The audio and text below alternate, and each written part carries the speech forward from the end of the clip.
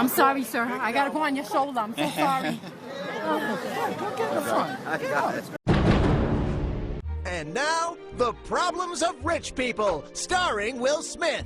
Josh Brolin's trailer compared to Will Smith's behemoth trailer. Yes, that's Big Willie's home away from home on the set of Men in Black 3 in New York. It's 53 feet long, has a gym, a screening room, and marble floors. But unfortunately for Will, it had to be moved. No! Well, I'm sorry you got to move the trailer, bro. So they made him move it. The city made him move it. You see him moving the thing. It's gnarly. Isn't there any justice in the world? When will a man be able to take up an entire city block, stop traffic, and cause residents to be furious in order to watch his HD satellite TV in peace in the middle of the street? That's the fundamental problem with movie stars. It's that they want to be royalty. They feel they're entitled to take up a whole block. Yeah, it's like you go up the ladder, and rather than saying, okay, the art is what's important here. The art of Men in Black 3? Listen, as long as it's not Wild Wild West 2, we're okay with it. It's one of the biggest, like, contract disputes, too, when people do contracts. I need mine bigger than his. Right. It's what's wrong about the whole star system in Hollywood. You're right. The people at the top shouldn't get paid so much. Oh, come on. His trailer isn't that bad. Will, what do you think about all this, man? Hilarious. Hilarious? Not for the poor guys who had to schlep it to a nearby parking lot and pay $10.14. People are struggling, Will. Do you know you can't jet ski on the big island of Hawaii? And that was The Problems of Rich People, starring Will Smith and Harvey Levin.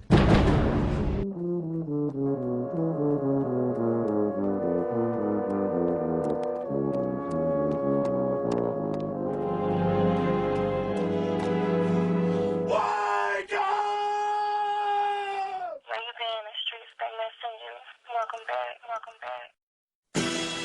My mind and soul have felt like this. Yeah. This is my song to the Most High, who created all life on earth, like the birds that fly, the sweet air we breathe, all the plants and trees, the sun, and every planet in the galaxy. Yo, they feeding us bullshit with all these books. We didn't ask to be here. We got took, enslaved and killed. We was raped and hung. We was lied to and forced to build America, robbed of our technology and knowledge of self. The black man is the original man of this earth. We can live under the sun. It give us strength. The white man gets sunburned and cancer of the skin. I got a lot of white friends. I'm not a racist. I acknowledge the Most High. I'm not an atheist. I just see through the bullshit and speak my mind. They terrified of my words, so they censor my rhymes. Good Lord, I'm crying out to you. Have mercy on the slave master's souls. They did us dirty. They don't give a fuck about their own poor white trash. Just imagine how they feel about my black ass.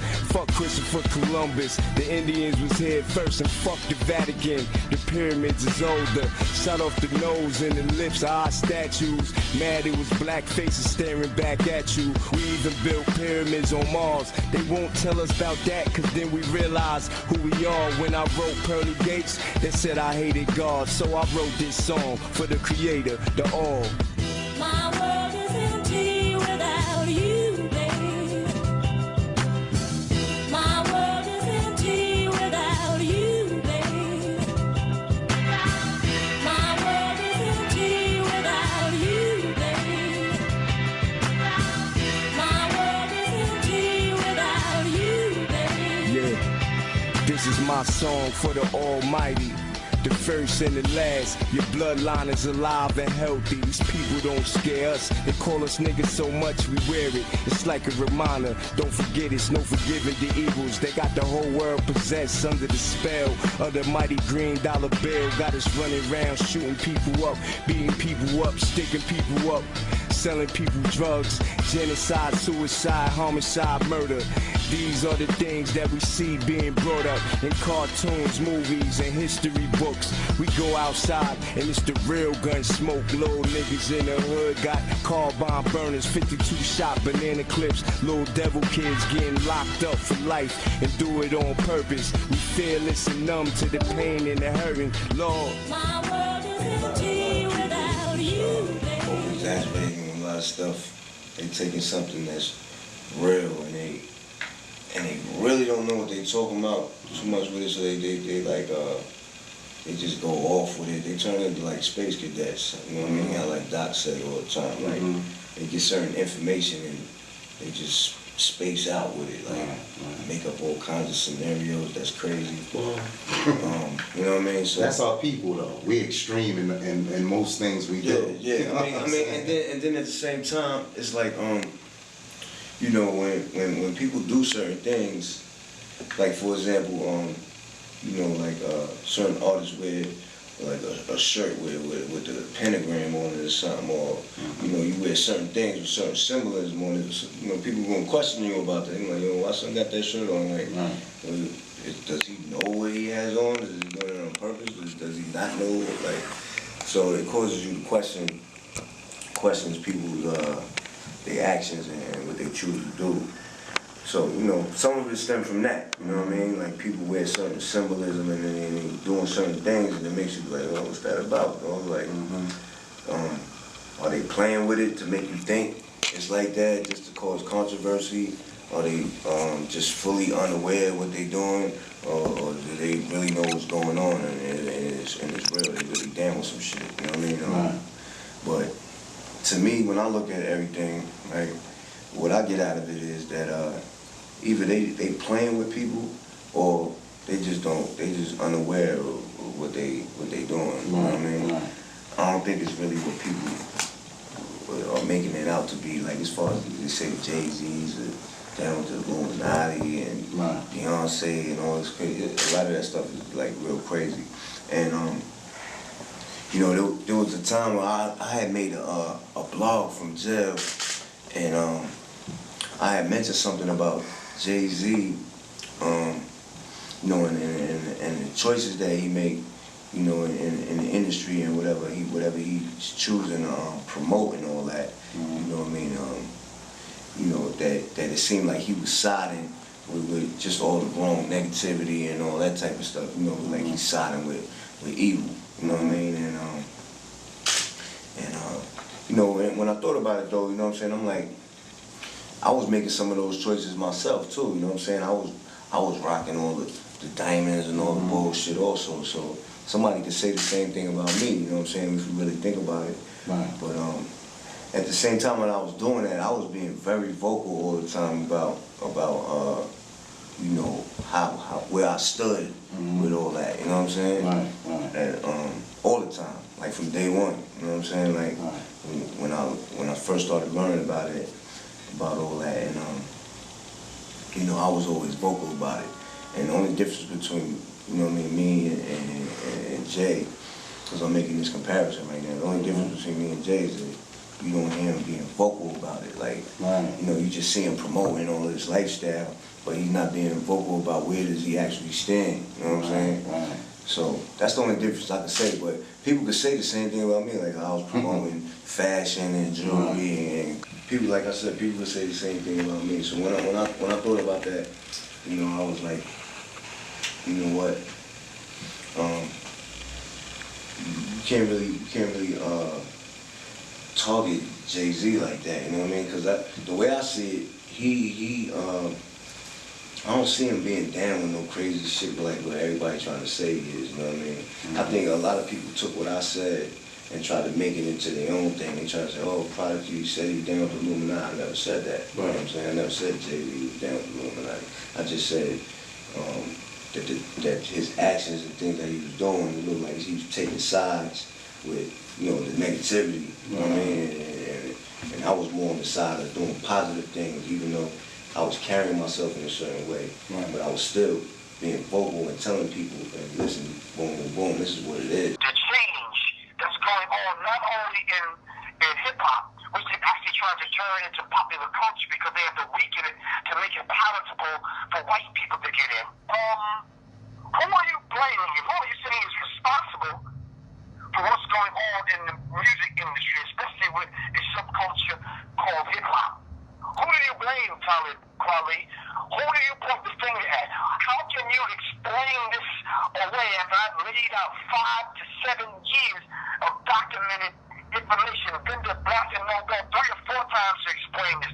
Been around the country at least 8 times. From California to Toronto to England, to Liberty City, to St. Louis, to name it. I've been there 3 or 4 times to explain it and lay this out. I come with 1,000 slides in my computer to prove to people like Tarik, Jennifer Hudson, Ninth Wonder, David Banner, who literally pushed me out. He didn't mention my name per se, but he said some guy on YouTube talking about this rumor, won't you bang all white people, or won't you bang on this, that, and the other. I'm like, wow, that's deep. All right. These 3 documents, and probably not in this particular order, essays explaining what has happened to this world by Nicole Terry. Her last name is Terry, T-E-R-R-Y. It says, I'm going to read pretty quick because it's kind of lengthy.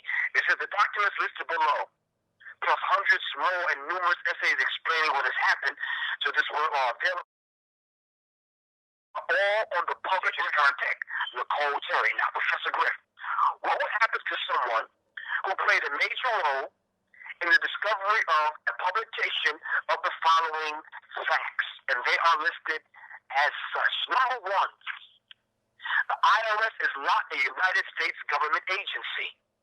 It is an agency of the IMF. Number 2, the IMF is an agency of the UN. Number 3, the U.S. has not had a treasury since 1921. Number 4, the U.S. Treasury is now the IMF. Number 5, the United States does not have any employees because there is no longer a United States. No more reorganizations. After 200 years of operating under bankruptcy, it's finally over. There's no such thing as United States.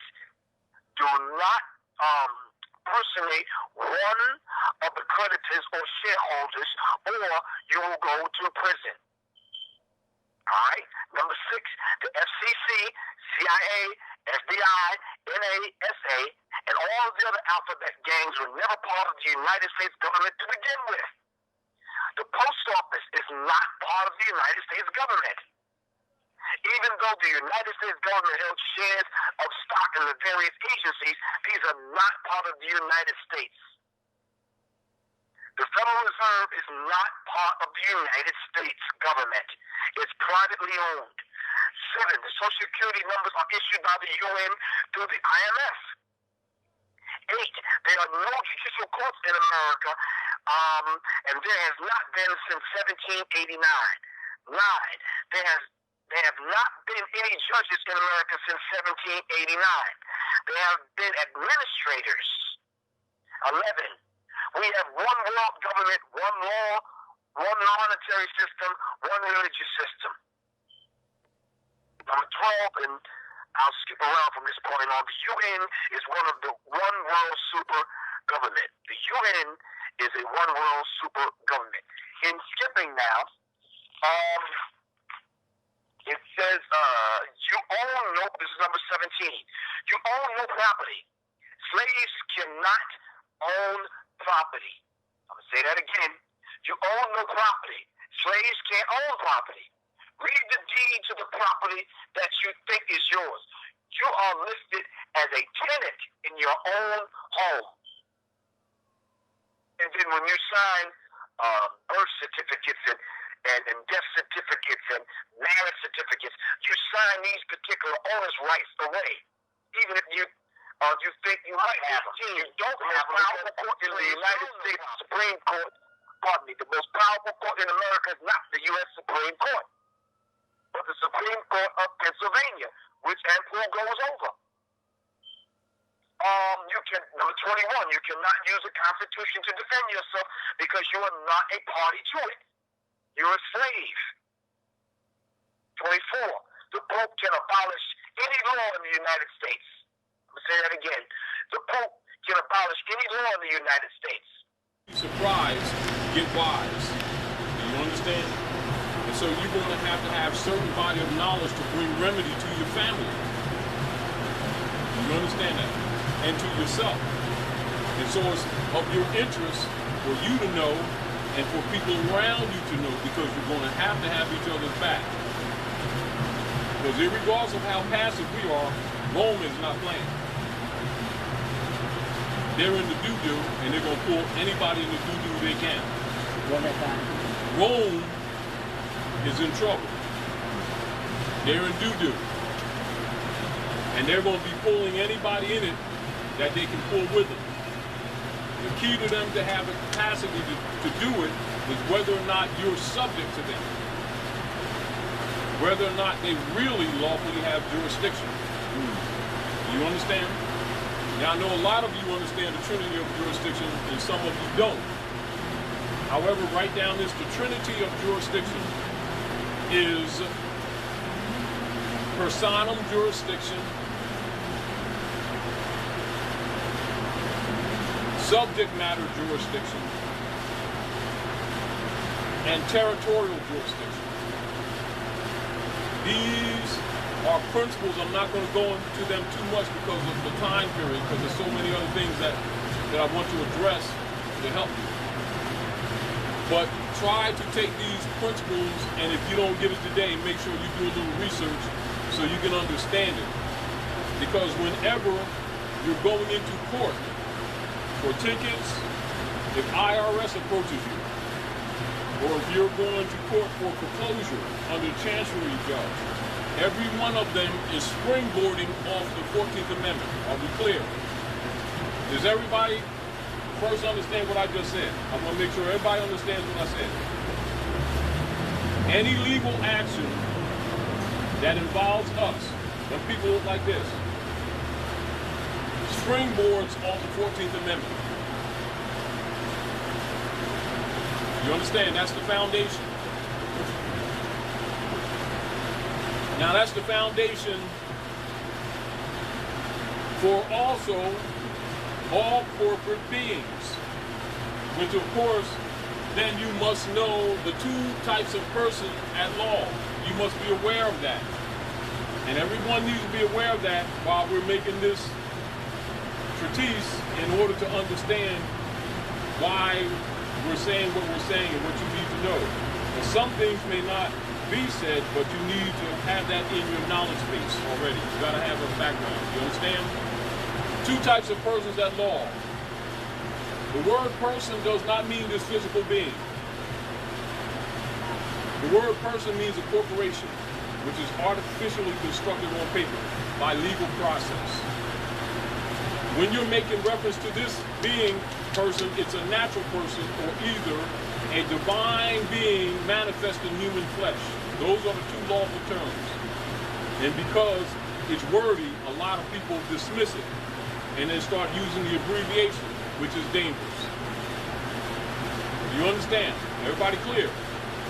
Now, you must know that when we go back to 1865 and understand when the House and the Senate was dealing with this issue, the legal concept of mind that they were in while presenting the proposals from the radical Republicans for the 14th Amendment after the Civil War issues. Are we clear? So you must put things in context, in law, grammatically correct, when this amendment was proposed before the Congress. Are we clear? Now there's political facts that are involved that most schools won't teach people, but yet all of our people should know, because that is the legal instrument by which they've bureaucratized slavery. Now understand that slavery is a connotative presentment, but it's actually peonage. You understand? But peonage was institutionalized with the 14th Amendment, and they cover it with the connotative word slavery, which is really what it's not. And that's to muddy the water so that when people begin to get a little bit more brighter than a 15-watt bulb and start figuring this thing out and they start looking for remedy, they won't find it. Do you understand? Because if you go to a court talking about slavery, they'll hear it and it's emotional, but you're not slaves, because that's a nationality of Slovakians. You understand? Because in law, what you say is what you mean. Do you understand what I'm saying to you? All right, so be aware the distinction between connotative linguistics and denotative linguistics, what things really are, as opposed to what you believed they were, because they will kick your butt. Because they are what? Slaveholders. And its nature is a humanistic fraud by necessity of Roman conquest. Do you understand? So when you're looking at Europeans and what they do in America, in the Americas, if you don't have it in your mind that they're Romans, you're going to approach this whole thing wrong. You understand? Roman, the word Roman means red man. Do you understand? Yeah. And when the Bible, Quran, Waspi, Torah, all of the holy books refer to the Romans, they mean the Paleolithic breed of hybrid modern man beings that are referred to as Europeans. Collectively. Not just the city of Rome in Italy. Do you understand? So if you look at this wrong, your concepts will be wrong. Do you understand what I'm saying to you? All right. And Ninth Wonder, and all the other agents or imps that feel that they want to come out against me without mentioning my name to trick the people into thinking that the Illuminati does not exist. Here is the 21 goals of the Illuminati and the Committee of 300, written by Dr. John Coleman. Go to www.educate-yourself.org and look up under John Coleman's goals of the Illuminati from his book, Conspirators of Hierarchy, the story of the Committee of 300. Let's start from the beginning. Number one, the Illuminati wants to establish a one world government and a new world order with a unified church and monetary system, which I just read to you. Number two, they want to bring about the utter destruction of all national identity and national pride, which was primary consideration if the concept of the new world government was to work. This is why, brother, we're having a problem with people having a problem with the agenda, whether they're girls, boys, men, women, or whatever. This is why we're having a problem with religion today. Because now that the information is out there, thanks to our brothers that are on the street, and thanks to our brothers that have set up stores and putting out DVDs like Black and Mobile, now the information is in the hands of the average person, and now they can challenge these so-called leaders that are in place over us, especially the religious, education, and political leaders. White supremacy has three evil stepchildren. One is religious supremacy. The fact that we have different religions ain't the enemy. The problem is we're taught to believe that we're better because we have it. Are y'all with me? And we're taught not to associate with anybody who don't believe as we do. That's the problem. That's the problem. How you going to tell a black woman she can't marry that brother because he's of a different religion when you know only 1 out of every 4 black women are going to get married in her life? That's ridiculous. How you going to tell me I can't marry a sister because she ain't of my faith? The problem is the religious arrogance that we have. And the aristocrats like it that way. Because if I can keep my flock over here and he can keep his flock over there, we ain't got to worry about them communicating, okay, and deciding that they don't need us. See, the biggest problem with religion is it teaches people they need a leader in order to get to God. You don't need a reverend. You don't need an imam. You don't need a pastor. You don't need anything. First of all, anybody who has not reached Christ consciousness can't get you there. So the fact you follow them is totally useless anyhow. Now, you got religious supremacy, then you got homosexual supremacy. Right now, we are in a period in our history where any black person who wants to be successful through any of the 5 families of the aristocracy is going to have to engage in a homosexual act. It's going to be very difficult for you to become a mayor, a governor, a president, a CEO of an entertainment company, to own a sports franchise as a black person. If you want to break the $500 million glass ceiling, you got to engage in a homosexual act. And the third form of supremacy is light skin supremacy. Now, when I say light-skinned supremacy, I'm not saying that if you're light-skinned, you think you're better than black people. You can be blue-black and be a light-skinned supremacist.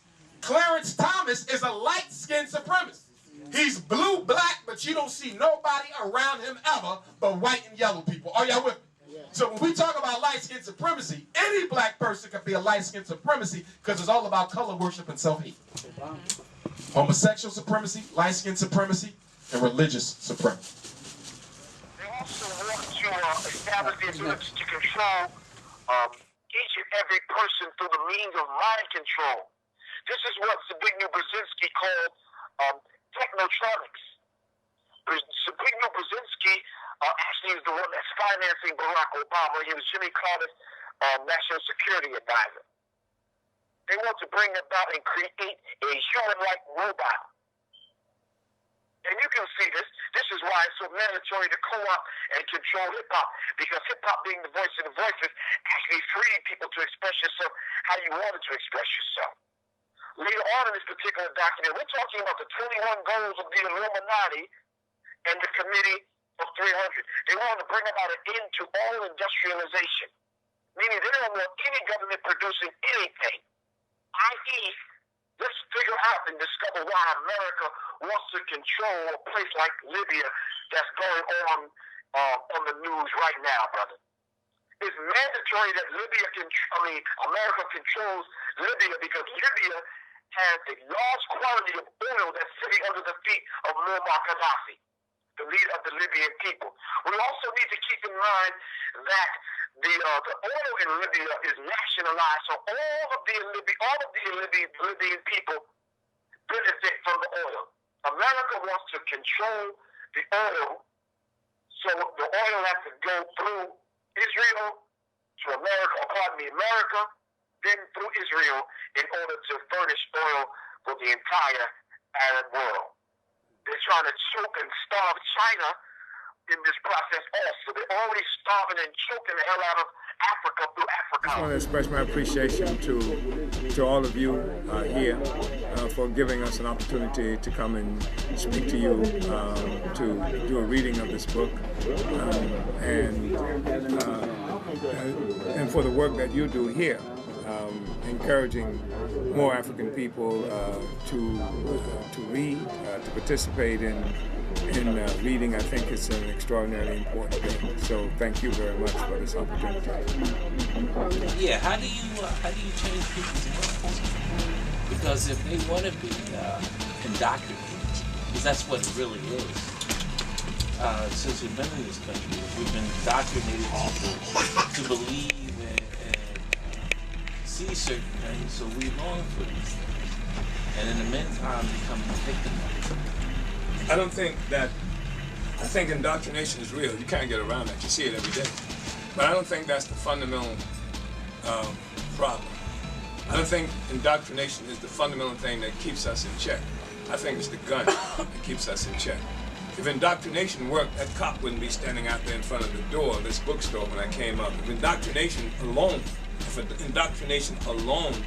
did it, you wouldn't find our communities, not just here, but throughout this country, occupied by so many cops. It's the gun.